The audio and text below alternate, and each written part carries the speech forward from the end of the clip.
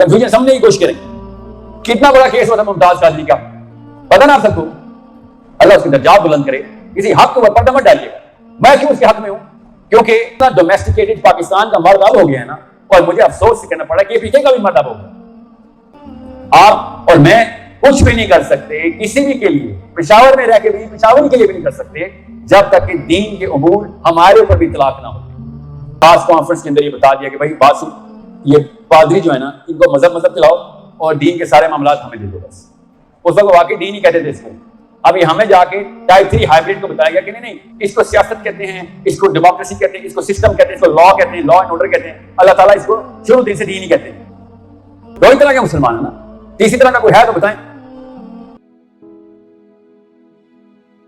بات اب hybrid model 3 کے اوپر بات کریں. ٹائپ 3 ہائبرڈ کیا ہوتا ہے, بہت دھیان سے سمجھیں اس بات کو. جیسے ہی ایک پاکستانی مسلمان 22-23 سال کا آپ کی عمر میں انٹر ہوتا ہے, آپ سب کو, خواتین کو اور مردوں کو پتا ہوتا ہے ایک بات کا کہ یا تو میں ایکسٹریمسٹ ہوں, یا میں مسلمانوں کی بات کر رہا ہوں, یا میں ایکسٹریمسٹ فنڈامنٹلسٹ جہادی ٹائپ ہوں, یا پھر میں ایک نارمل سا مسلمان ہوں جو چاہتا ہے کہ میرے گھر پہ آفت نہ آئے, باقی جہاں مرضی جو مرضی کچھ ہوتا رہے, کوئی بات نہیں. دو ہی طرح کے مسلمان ہیں نا, تیسری طرح کا کوئی ہے تو بتائیں. اس کا ہائبرڈ نکالنے کے لیے میں تیار ہوں.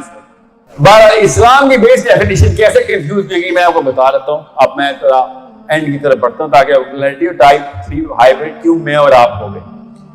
200-250 سال پہلے اسلام کے اندر ایک خاص طرح کی اسکالرشپ نے کتابیں لکھنی شروع کر دی. فلسفی تھے, کوئی بات نہیں, اچھی بات ہے, سوچنے والے لوگ تھے, مگر انہوں نے اپنے فلسفے کو ایسے قطعیت کے ساتھ لکھا جیسے کوئی فزکس کا سائنٹسٹ اپنے لا لکھ رہا ہوتا ہے. کیا انہوں نے بتایا کہ یہ نظام نظوم والے کام جو ہے نا یہ اسلام میں نہیں ہے. بھائی اسلام اپنے تزکیے نفس کے لیے اپنی اوج کو لے کے جاتا ہے انسان کو. اب ایک انسان اپنے نفس کا تزکیہ کر لے تو کافی ہے اس کے لیے. یہ کیا نظام کی رٹ لگائی ہوئی ہے, لوگوں کو زندہ جینے دو, خود بھی جیو, ان کو بھی جینے دو. سنے نا آپ نے لیو اینڈ لیٹ لیو. دنیا کے ہر فلسفے میں کرسچن کے ساتھ بھی ایسے ہوا, مسلمانوں کے ساتھ آپ کہیں جا کر. کرسچن شروع سے ایسے تھے. 283 عیسوی کے اندر ان کی یہ بنا توڑ دی گئی, کیونکہ ان کے ایک کفن کے اندر آخری میپ لگی تھی جب انہوں نے قسطنطنیہ میں, کانسٹینٹینوپل میں خاص کانفرنس کے اندر یہ بتا دیا کہ بھائی بات سن, یہ پادری جو ہے نا ان کو مذہب چلاؤ اور دین کے سارے معاملات ہمیں دے دو بس. اس وقت واقعی دین ہی کہتے تھے اس کو. ابھی ہمیں جا کے ٹائپ 3 ہائبرڈ کو بتایا گیا کہ نہیں اس کو سیاست کہتے ہیں, اس کو ڈیموکریسی کہتے ہیں, اس کو سسٹم کہتے ہیں, اس کو لا کہتے ہیں, لا اینڈ آرڈر کہتے ہیں. اللہ تعالیٰ اس کو شروع دن سے دین ہی کہتے ہیں. پولیس کا نظام اصل میں دین کا نظام ہے, عدالتوں کا نظام اصل میں دین کا نظام ہے. ہم سب کو مسلمان ہونے کے ناطے پتہ ہے اس بات. اس لیے اللہ کے نبی علیہ السلام نے کبھی بھی یہ 3 نظام آؤٹ سورس نہیں کیے کسی کو.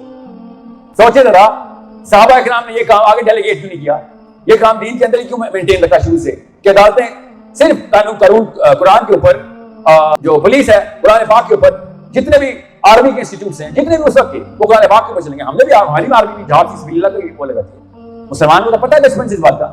یہ اسلامک اسکالرشپ کے اندر جب انٹر ہوئی نا بات, تو اب میں اور آپ کنفیوز ہو گئے, میری آئیڈینٹی کنفیوز ہو گئی, اتنی لیول پہ کنفیوز ہو گئی کہ میں اب اسلام کو دین نہیں سمجھتا, میں بھی اب اس کو مذہب سمجھتا ہوں. کہتا ضرور لوگوں کو, مگر جیسی اپلیکیشن کی باری آتی ہے کنفیوز ہوتا ہوں کہ ایک میں رک جاؤں, یہاں پہ میں مذہبی امور لے کے آؤں یا یہاں پہ دینی امور لے کے آؤں, کیونکہ دینی امور تو آؤٹ سورس ہو چکے ہیں.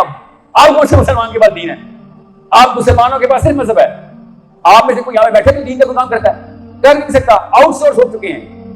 یا وہ پارلیمنٹ ہاؤس کرتی ہے یا وہ حکومت کے ادارے کرتے ہیں. پتہ نا آپ کو اس بات کا, دین کے سارے امور آؤٹ سورس ہو چکے ہیں ہمارے پاس. ایک فرد کے پاس دین کی حیثیت ہی نہیں. اور اللہ نے کیا کہا تھا, اور قرآن ہم پڑھتے بھی ہیں, حدیث بڑی کلیئر ہے, امر بالمعروف ونہی عن المنکر. میں تو میرے اوپر اپلائی نہیں ہوتی سر, وہ میں کیسے ون نہیں عن المنکر کروں؟ ون نہیں عن المنکر تو پولیس والے کا کام ہے. سمجھے بات؟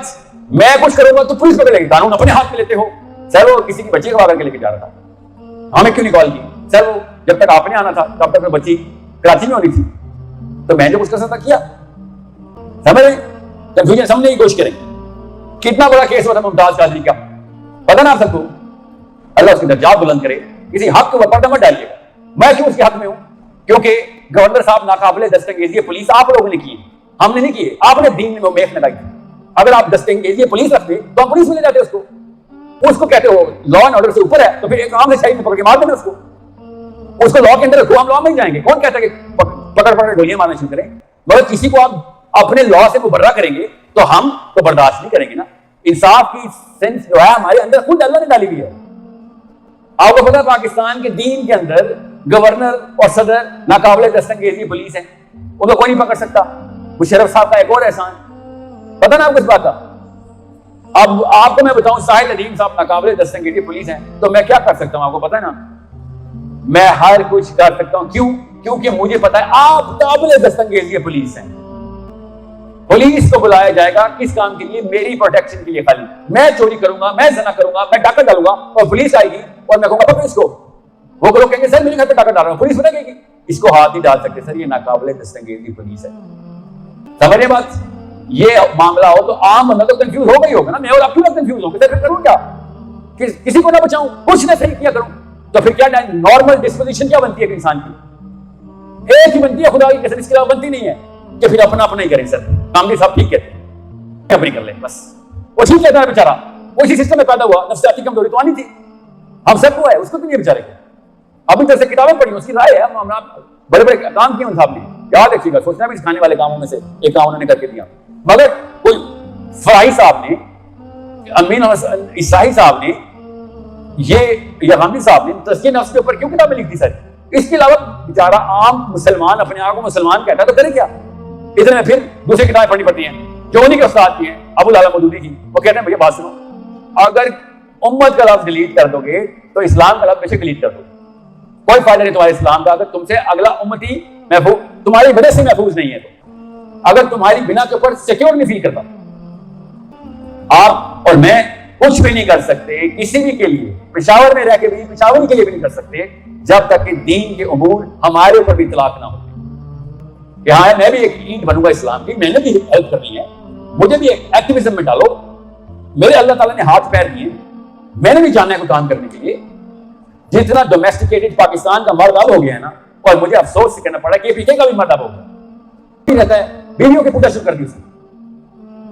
بیگم نے کہا تو یہ ہوگا, بیگم نے کہا. ایسے ایسے میرے دوست ہیں جو اجازتیں لے کے میرے پاس ملنے آتے ہیں. کس سے اجازتیں لے کے آتے ہیں؟ بیوی سے اجازت لے کے. ساحل کے ساتھ چلا جاؤں, میرے بچپن کے دوست امی سے جیسے پوچھتے تھے نا, اب عمر کے دوست بیوی سے پوچھ رہے ہیں کہ ساحل کے گھر چلا جاؤں میں. سوچے ذرا اتنا ڈومیسٹیکیٹڈ کیسے کیا گیا؟